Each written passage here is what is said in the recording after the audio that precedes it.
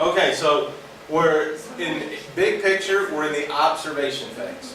И big picture. Yeah, big picture. We're in observation out of those 4 steps. We're in the first step. Да, и вот в большом вот этом процессе, да, индуктивном, о котором мы говорили, первый шаг это наблюдение. So what we're dealing with is how to observe. И что мы, ну, с чем мы вообще имеем дело, с тем, как правильно наблюдать. We want to observe the grammar. И мы говорили, мы хотим наблюдать грамматику. Grammar will give us some information. Грамматика нам даст какую-то информацию. We want to examine the genre. Мы хотим проверить жанр. That'll give us some information. Это нам даст какую-то информацию. Now we want to learn some reading strategies. И теперь мы хотим изучить определенные стратегии для чтения. So there's actually books about how to read a book. И вообще говоря, есть целые книги, посвященные тому, как читать книги. And I don't know if Mortimer Adler has translated something into Russian. It's translated, but it's not very popular. It's pretty expensive. Okay. I've been selling books for a year and a half, and I know. Okay. Есть книга, есть хорошая, по-моему, Мортимера Адлера, называется «Как читать книги». But Очень толковая, но, к сожалению, дорогая. a couple of key things about it is learn to read faster. Но вот несколько ключевых моментов. Научитесь читать быстрее. If you can take a speed reading course, or there's some paperback books on how to read faster. И если вы можете пройти какой-то особый курс по быстрому чтению, либо какую-то книгу хотя бы на эту тему прочитать. That's very important. Это очень важный момент. So, if you can read a book normally in an hour, Если вы книгу, вообще обычно в норме читаете за час, and you can speed read and get it down to 20 minutes, и вы можете ускорить свое чтение так, чтобы читать за 20 минут, you can spend the same amount of time and read it 3 times. то вы можете таким образом эту книгу прочитать за то же самое время, там 2 или 3. And every single time you read it, you'll find more things. И каждый раз, когда вы будете читать, вы будете обнаруживать все больше и больше разных вещей. Remember what you're dealing with when you're dealing with the Bible. This is God's mind. И помните, с чем вы имеете дело, когда прикасаетесь к Библии. Это ум Божий. I should say it's a small part of God's mind that He wanted to tell us. Я бы сказал лучше так. Это небольшая часть ума Господня, которую Он решил поделиться с нами. So as you read this, you're dealing with infinity. И когда вы приходите к Библии, то вы имеете дело с вечностью. So you'll always find more and more things С every time you read. бесконечностью. Каждый раз, когда вы читаете, вы будете находить все больше, больше и больше. Now one way to read is make sure when you read a book, pretend it's the first time you've ever read it. И один из способов чтения, когда вы читаете книгу, любую, Библию, представьте, что вы читаете это первый раз. If you approach it as the first time, you'll ask all of your questions. Потому что если вы относитесь к тому, что читаете, как будто читаете в первый раз, то вы вот все эти сколько у нас вопросов, вы будете их задавать. All your who's, what's, when's, and you'll ask those Что, questions кому, again. когда, где, зачем, почему, вы все это будете задавать. And you'll see new things. И вы увидите новые определенные вещи. Now, another way to approach a book of the Bible is like a love letter. И еще один способ, как вы можете воспринимать Библию, это как любовное послание. If you've ever had a boyfriend or a girlfriend and you get their letter, how do you feel? У кого-то из вас, если парень, девушка были, и вы получали от них какую-то открытку или письмо с признанием, как вы себя чувствуете? Either you'll pull it out, you're like, oh, it's just like, hi, how are you? And you'll go, I wonder what that means. И Hi, вы открываете, и читаете, и там написано, привет, как дела? И вы так, Does she really want to know how I am, or does she mean something by that? что это значит? То есть, как дела у нас с ним, или вообще в целом, как дела, и какой-то он... And then you go to the next sentence, and then you think about that И sentence. потом What does that mean? следующее предложение, и там вы думаете, что это значит? And then she finishes it, I love you. And you're like, does she really love me? Or what does that mean? Потом, значит, в конце я люблю тебя, и вы такая, или такая, он на самом деле меня любит, или так. Does she want something from me? Does she want to marry me? Что от меня вообще хочет? Он жениться, замуж за меня? So So when you read that letter, and then you put it down in your desk drawer, well then what happens? Well then tonight, pull it out and you read it again. Да, ну и потом вы прочитали один раз, положили куда-то на полку, и что потом вечером делаете? Читаете снова. And then in 2 weeks you get 3 more letters, and she says something here, and you go, wait a minute, what did she say 2 weeks ago? Да, и потом, значит, вы на протяжении там 2 недель получили еще 3 письма, и читаете, так, подождите, что он имел в виду? Да, так, достаете там и сравниваете, да. And you lay them out side by side, and you're like, well, does that make sense from what she said before? И вы кладете рядом, так, подождите, как это, оно связано вообще, как связано то, что говорилось тогда и сейчас? Is our relationship getting better? Is our relationship getting worse? Наши отношения как, лучше становятся или хуже? So when you're reading the Bible, you want to pretend you can approach it like a love letter. И потому, когда вы читаете Библию, вы к ней также можете подходить к такому любовному посланию. In reality, it is a love letter. На самом деле, оно именно, Библия именно таковым посланием и является. This is a love letter from God. Это письмо с признанием любви от Бога. And so, if you would approach your girlfriend or boyfriend's letter in that way, but you don't approach God's word that way. И если вы таким образом относитесь вот с таким трепетом к письмам, открыткам от вашего там парня или девушки, и не с таким подходом у вас с Библией, да, то есть не такой у вас подход к Библии, как к письмам от парня и девушки, что-то не так. So if you approach it that way, you'll observe lots more than what you normally do. И если вы будете подходить к Библии именно с таким настроем, вы обнаружите намного больше, чем вы обнаруживаете обычно. Okay. All right, so let's talk about some things on how to approach reading. И давайте поговорим немножко о том, как вообще научиться читать. And this is a list of adverbs that come out of Living by the Book. И вот этот список это список наречий, которые я взял из книги вот, «Жизнь по книге». So we'll go through this list. So the first one is thoughtfully. И мы пройдем сейчас через этот список, и первый пункт – читать вдумчиво. Somebody read Proverbs 2:4. Кто-то прочитайте Притчи 2:4. So here you have a mining example. То есть здесь вы видите пример искателей сокровищ. Да? So is it easy to go and find silver and gold and diamond nuggets? Легко ли вот просто там пойти в поле и найти там, серебро, золото, бриллианты? It requires work. Требуется работа, чтобы искать сокровища. Копание там такие, знаете, задеяны, промывают. So yeah, it takes a lot of time to wash that raw material and find. It sure does, and you have to come up with a plan. Да, то есть это требует времени, сил, и вам нужен план. Это спланированное действие. And instruments. And you have instruments, very good. Да, очень хорошо, вам нужны инструменты. And that's what I want to get to you, is some instruments. И вот именно это я вам хочу дать, инструмент. All right, so a couple of interesting points about that story. Несколько интересных моментов касательно этой истории. First, he approached the Bible with a wrong idea. Ну, во-первых, Моррисон подошел к Библии с неправильными представлениями. But the Bible has its own logic. Но в Библии есть своя собственная логика. And so when he studied what the scripture actually said, he saw the truth. И когда он изучал то, что Писание на самом деле говорит, то он увидел истину. But notice he took his own journalistic strategy into the Bible. Но обратите внимание, что он к Библии применил свою собственную журналистскую стратегию. In other words, he wanted to understand how the people felt.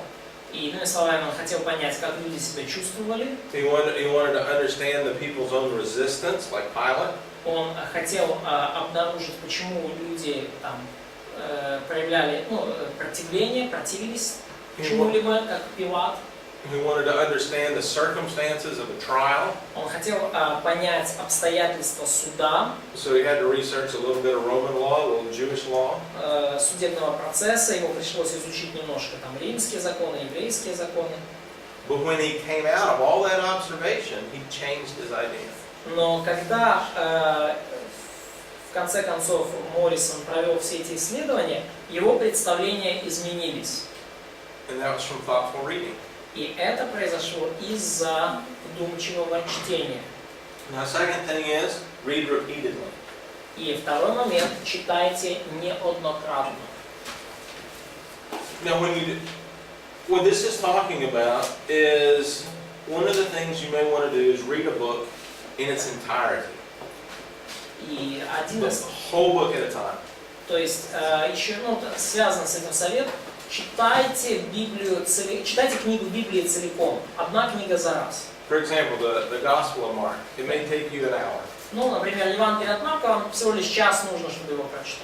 But the book was written with a beginning and a climax and an end. Но книга эта написана таким образом, что там есть и начало, завязка, и кульминация, и концовка. And so the author is connecting the dots throughout the whole story. И автор соединяет, они говорят, соединяет точки, да, то есть соединяет различные линии повествования на протяжении всей истории. So if you read one chapter a day, you're going to forget what he said at the beginning. Поэтому если вы читаете там по главе в день, то вы забудете, что говорилось в начале. But if you read the whole thing in one sitting, then you'll see the flow. Но если вы читаете всю книгу за один присест, то вы увидите развитие мысли. You'll remember the theme that's in the introduction. Вы запомните тему, которая есть во вступлении. And you'll see how the author applies logic to support his theme. И вы увидите, каким образом автор использует свою логику, да, для того, чтобы вот эту тему развить и подкрепить. Some books. Неоднократно, причем здесь. So it's kind of read a lot, read several times. It's like, and this is reading whole books. It's like a part of it. Yeah. Yep. Read the whole thing and also read it several times. Да, то есть, это как часть совета, да, и вот его добавка. Читайте всю книгу, читайте несколько раз всю книгу. And when you read, Читайте несколько раз всю книгу, неоднократно всю книгу, целиком. and when you do read a whole book or you read it several times, И когда вы будете читать всю книгу и будете читать несколько раз, you'll realize that some of those verses in the introduction are outlines. вы поймете, что некоторые вот эти стихи во вступлении, это на самом деле план книги, это планы. Acts 1:8 we talked about. Деяния 1:8, мы об этом уже говорили. Romans 1, Римлянам 1, 17 and 18 17 и 18 стих. is also a theme verse. 16, 17. Sorry, 16 and 17. Да, Римлянам 1, 16, 17. Простите. You know it as well as I do. That's good. Fantastic. Or you know it as well as I don't.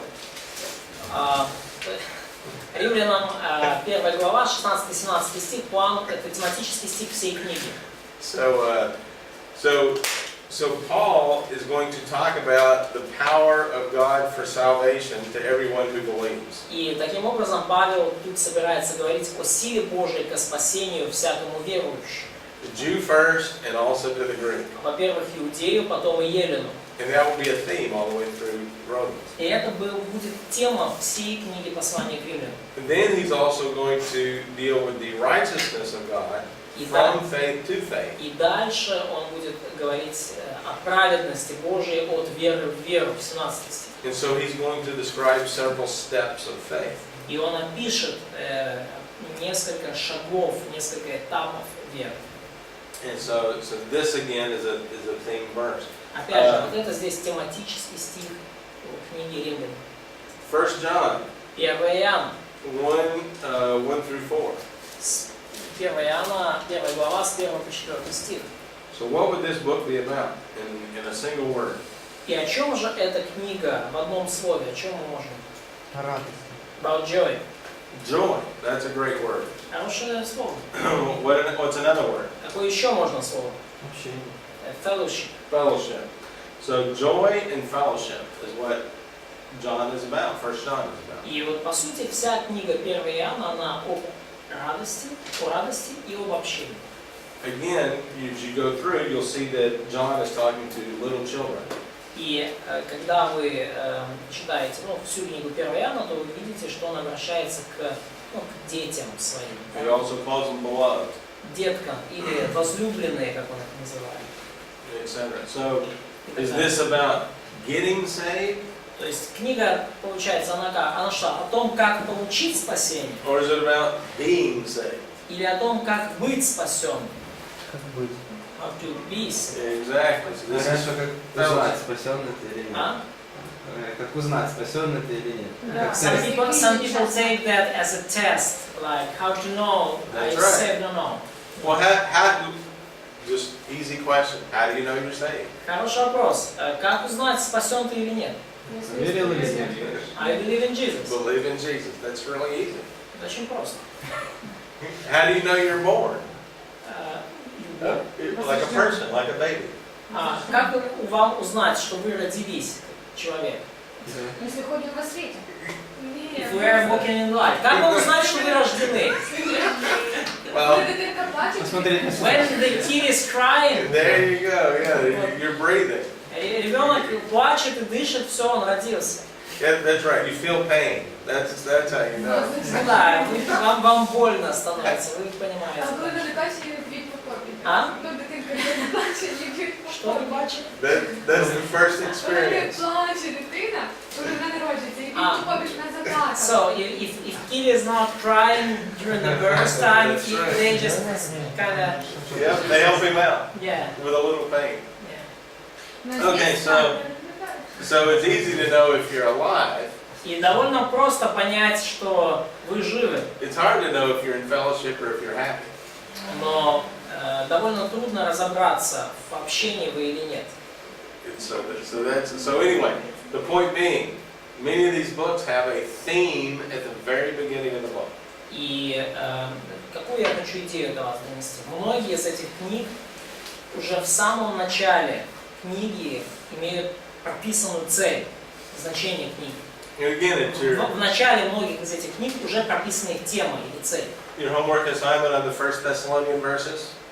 Read the book and see if that fits. Ну и как я вам уже вот в домашнем задании, так сказать, уже дал подсказку по 1 Фессалоникийцам, почитайте всю книгу и подумайте, как вся книга согласуется с теми стихами, которые вам заданы. In regard to reading repeatedly, once again, По поводу неоднократного или многократного чтения, еще раз, read different translations. читайте разные переводы. I think you all have several in Russian. Yes. I know you got an old one and a new one, but I don't No, know. yeah, at least we have 3 new Okay. modern. Ну, есть на самом деле на русском-то как минимум 4 нормальных перевода. Помимо синодального это Касьян, Радостная весть, МБО, там, ну и может там Слово жизни, хотя похоже очень на МБО. Get an audio Bible and listen to it. Найдите аудиобиблию, я не читаю украинский. Найдите аудиобиблию и слушайте. When you're reading, read out loud so you hear it as well as read it. Когда читаете, попробуйте читать вслух, чтобы вы слышали, а не только читали. Другие языки. So also Bible in different languages, like Ukrainian, for example, Certainly. English. Absolutely. Да. The Greek and Hebrew. Греческий, еврейский. Да, греческий, еврейский. So, make a reading plan. He's got a plan in here. This is Составьте план чтения. Кстати, здесь в этой книге есть план чтения Библии. interesting. Now, what Dr. Hendricks says that he did was he takes one book every month. И что говорит доктор Хендрикс? Yeah, Howard Hendricks. Да, This guy. Хендрикс, да, что он каждую книгу читает в течение месяца. And so, I don't know what page this is in. 111. Только в самой. 111. Да, то есть он в течение года, каждый месяц, он там фокусируется на одной книге. And he reads that book thoroughly over the course of a month. И то есть он читает книгу целиком в течение месяца. If it's an epistle, he'll read it 2 or 3 times a day, and then outline it one week, and then do detailed observations the next week. То есть он сначала он просто несколько раз в течение нескольких дней читает послание, потом он на следующей неделе делает план книги, потом на еще следующей неделе он делает детальные уже такие наблюдения. And if you do this, one book a month, you'll read through the whole Bible in detail in 6 years. И если вы так вот читаете каждое послание в течение месяца, то всю Библию вы прочитаете за 6 лет, даже меньше. Another concept to keep in mind is read patiently. И еще одна концепция, которую стоит помнить: читайте терпеливо. You're not going to get it the first time. Вы не поймете все с первого раза. None of us do. Ни один из нас не в состоянии. So you want to read several times, and you want to zoom out and then zoom in. И вы читаете несколько раз, и сначала вы читаете так очень с такого, ну как очень общие, видите такие крупные отрывки, да. Потом вы приближаетесь, смотрите на отдельные слова, на мелкие детали. Sometimes when you read, try and piece together the outline. Иногда вы читаете в попытках как-то собрать вместе план книги. And sometimes when you read, start looking at little details. И иногда, ну то есть читаете так очень общо, да, а иногда вы читаете, вы начинаете вникать в мелкие детали текста. But be patient with the text because it's hard. Но будьте терпеливы с текстом, текст трудный. But be patient with yourself. Но будьте еще терпеливы сами с собой. Because as we read in Hebrews, it takes training. We have to practice discerning good and evil. Потому что, как пишет автор послания к евреям, это требует подготовки, это требует навыка, да, чтобы начать различать добро и зло. But think about cooking. You know, I know we have microwaves. Подумайте о приготовлении пищи. Я знаю, что у нас у всех микроволновки. But the best meals sometimes take about 45 minutes or an hour. Cooking in the oven. Но чтобы приготовить по-настоящему хорошую пищу, порой надо потратить 40-45 минут, если не час. Or if you're from Texas and you do barbecue, sometimes it's 6 hours in a smoker. И если вы, как я, из Техаса, и вы хотите сделать классное барбекю, то порой это 6 часов вот под дымом, да? And that's good meat. И вот тогда вот это продымленное мясо, это вот уже вот это классное мясо. And if you think about a farmer, how does a farmer grow crops? И когда вы думаете про фермера, как фермер выращивает свой урожай? It takes a lot of steps in 3 to 6 months. Требуется много шагов последовательных сделать в течение 3 месяцев, 4, а то и 5-6. So be patient with yourself. Поэтому будьте терпеливы и сами с собой тоже. Read selectively. Читайте избирательно. Sometimes you may read through a book asking one question. Иногда вы читаете всю книгу, задавая один вопрос. Here's an interesting example. Mark 1:35. Ну вот, например, Марка, 1 глава, 35 стих. Интересный момент. Now recognize that in the Gospels, there's only about 52 days. Somebody told me there's 52 days of Jesus' life recorded. In that gospel. And I think in all of them. И обратите внимание, кто-то мне сказал, что во всех 4 Евангелиях описано так, всего 52 жизни Христа. 52 дня жизни Христа описаны во всех Евангелиях. Now Mark 1:35 begins after one of the busiest days in the life of Jesus. И Марк 1:35 начинается с одного из самых занятых дней в жизни Иисуса. And so when you read verse 35 and you're asking the question when, И когда вы читаете стих 35, и вы задаете вопрос «когда?», the first thing that it says is early in the morning when it was still dark, Jesus got up and went to a secluded place and prayed. И первое, что вы читаете в 35 стихе, что утром, встав весьма рано, Иисус вышел и удалился в пустынное место, и там молился. That question when opens up a lot of information. И вот вопрос «когда?», он вам сразу открывает очень много информации. In that particular instance. И даже в данном конкретном случае. Read prayerfully. Читайте молитвенно. One concept is to pray the Word of God. Одна из концепций таких важных, интересных, это молиться Словом Божьим. So if you're doing a study of the Psalms, for example, many of those Psalms apply. И поэтому, когда вы, например, делаете изучение псалмов, то очень многие псалмы применимы в качестве молитвы. Some of the best prayers is just take a psalm and substitute your name for it.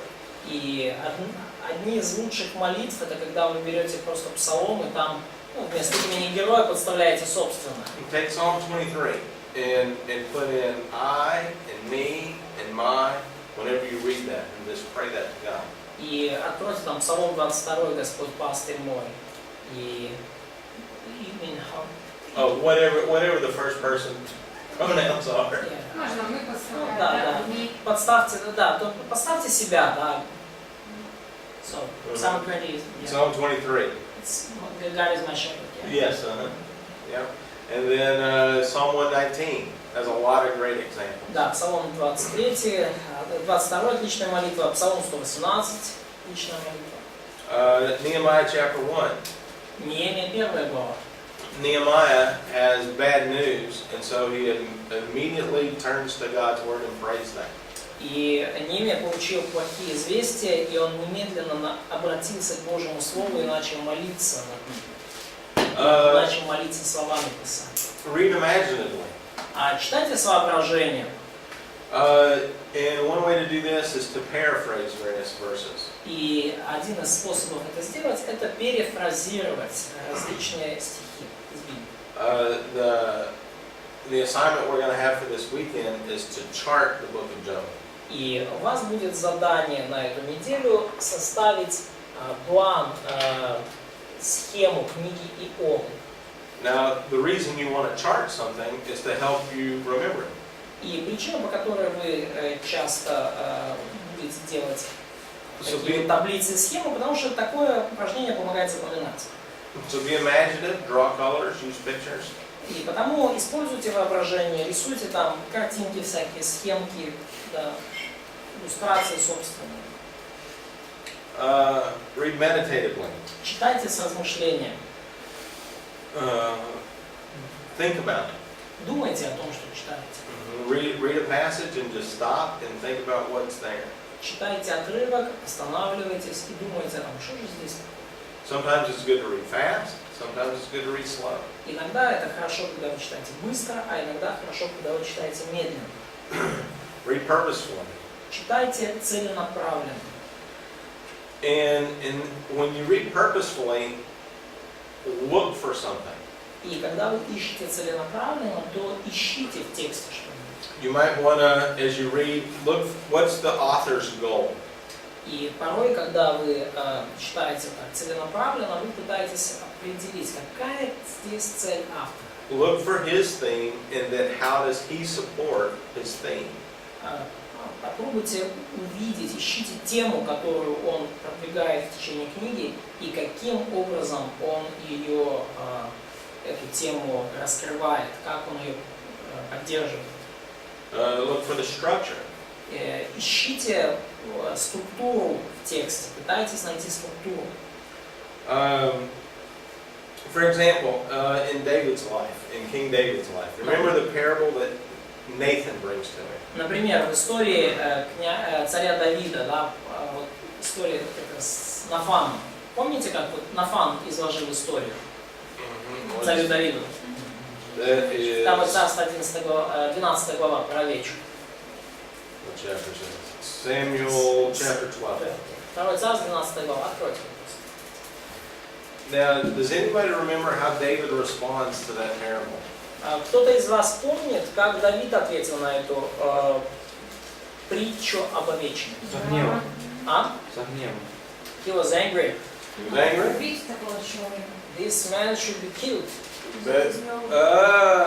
No. He doesn't say he would be killed. Достоин смерти. This man is worthy of death. He's guilty. He's guilty. He's guilty. Он виновен, да? But what does David say is required in verse 6? Verse 6. Смотрите, в стихе 6, что он сказал, да? Что требуется от этого человека, который... А? Четверо. He must pay for that lamb 4 times over. That's right. He deserves to die, Он заслужил смерть, этот человек, but he must make restitution times 4. но он должен заплатить вчетверо за овечку. Now, seeing David's declaration there, И глядя на вот это заявление Давида здесь, do you know what happens in the rest of 2 Samuel? знаете ли вы, что случилось в конце второй книги Царств?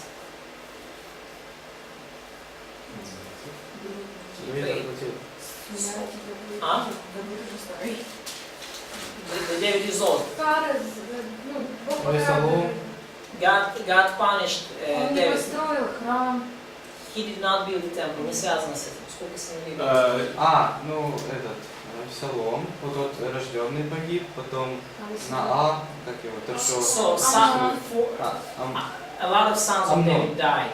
Very good, very good. How many sons of David? Сколько сыновей Давида Минимум 3. было? Минимум. At least 3. That's right. At least, guess how many it would be if you read that verse again. Сколько их было, если вы прочитаете этот стих еще раз? Ну, 4-5 умерло. 4 sons of Four. David. At Четыре the end сына. of chapter 12, the baby dies. Потому что в конце 12 главы умирает вот этот ребенок. The next step of David's punishment is Amnon dies. Следующий этап это умирает Амнон. The next step of David's punishment, Absalom dies. Следующий этап умирает Авесолом. And the fourth son is when Solomon takes over and kills, what's the fourth son. И четвертый сын это когда Соломон приходит к власти и убивает Адонию. People remember, Adonijah. Да. So, А можно уточнить? То есть получается здесь Давид говорит не о смерти, а о милости через расплату, да, такого в этом стихе? So could we say that David here is talking not about mercy, but the что значит милости через расплату? Ну, то есть вместо смерти, то есть как бы он должен расплатиться. So Это милость по could we сравнению. say that David is saying so this man should not this is a payment instead of death. This for it's restitution. да. Ну это расплата, да, расплата. But who is Плюс David? смерти. Не, просто я всегда Это раньше расплата читал, плюс что это смерть. смерть, ну, как бы смерть осуждения, это доказывает свою. I was already always all the time I was thinking that this is that David is ready to punish this man by death. But that's not what he said. Но здесь не об этом, тут сказано He says he deserves to die. That's true. He deserves to достоин die. смерти, да, это правда. Mhm. Но But restitution is the judgment that David as king makes. Но расплата в том, в том, что в итоге потерял царь Давид. And apparently the outline of the rest of 2 Samuel is God honors his decision. И очевидно, что остаток второй книги Царств Бог просто почтил решение Давида. So as you read И когда several вы читаете times and you несколько раз, count and you see these things, и вы считаете, и вы видите все эти вещи, you'll start to notice these relationships. вы начинаете обращать внимание на все эти взаимосвязи в тексте. But to read purposefully is you want to see what the author is doing. Но читая целенаправленно, вы хотите увидеть, что автор вложил в текст. You want to ask yourself, why is this event important enough to be in the Bible? И вы постоянно задаете себе вопрос, почему это событие настолько важно, что оно помещено в Библию. And then finally you want to read it telescopically. И последний момент, что вам нужно читать телескопически. So you want to look at the big picture, Вам нужно уметь видеть большую картину, and then you want to zero in on the small picture. и потом потихонечку сужать ваш фокус, чтобы увидеть маленькую картину. And then you want to look for the connectives. И потом вы хотите также увидеть взаимосвязи, связки. How is this paragraph connected to the previous one? Как этот абзац, как этот параграф связан с предыдущим. That can be a grammatical question, То есть этот вопрос может быть связан с грамматикой, but it's also a thematic question. но также он может быть связан с темой, тематический вопрос. So why does this idea lead to the next idea? Каким образом, вы можете себя спросить, каким образом вот эта идея ведет к следующей идее? So these are ideas to help you with your observation. И вот это идеи, которые помогут вам в вашем наблюдении текста.